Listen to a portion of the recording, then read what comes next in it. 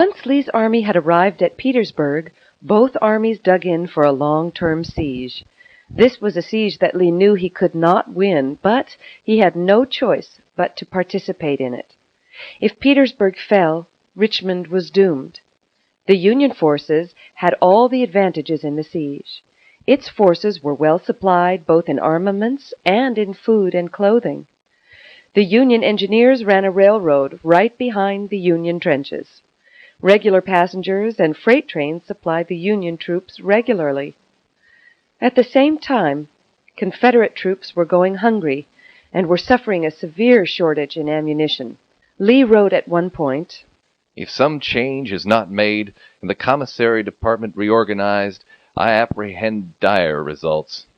The physical strength of the men, if their courage survives, must fail under this treatment." Union and Confederates shelled each other daily. Each side suffered casualties, but the Union casualties were replaceable.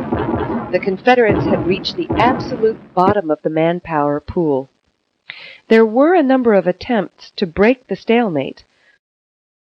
The most well-known was an attempt to break through the lines by building a tunnel under the Confederate lines and setting off a very large charge. A division of black troops had been trained to exploit the explosion, but at the last moment they were replaced by a white division who was not prepared for the task. The explosion created a great hole in the Confederate lines, but the uncoordinated attack that followed achieved nothing but 4,000 Union casualties. As Grant wrote Halleck, "It was the saddest affair I have witnessed in the war. Such opportunity for carrying fortifications I have never seen and do not expect again to have." While the siege was taking place, the Confederates suffered a severe reversal of fortunes in the Shenandoah Valley. At the end of July, Jubal Early led a Confederate army down the valley. He had crossed the Potomac and on July 11th reached the outskirts of Washington, which was defended initially by clerks and other non-combatants. In the nick of time, elements of the 6th Army Corps arrived in Washington, and Early decided to retreat. That was the high point. Grant then appointed Phil Sheridan to command Union forces in the valley. He went ahead and recaptured the valley. He decisively defeated Early's forces in 3 battles, including the 3rd Battle of Winchester. Early's forces ceased being an effective unit. As Sheridan pulled out of the valley, he stripped it clean of all food, farm animals, and anything else that might be helpful to the Confederacy.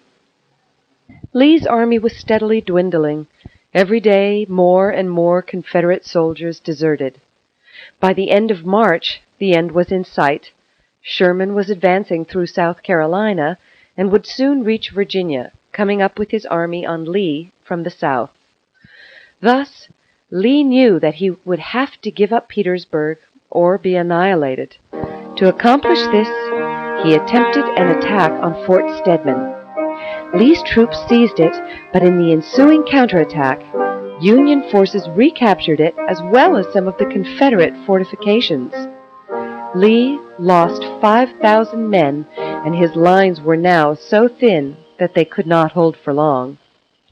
Grant ordered Sheridan to turn the Confederate flank south of Petersburg.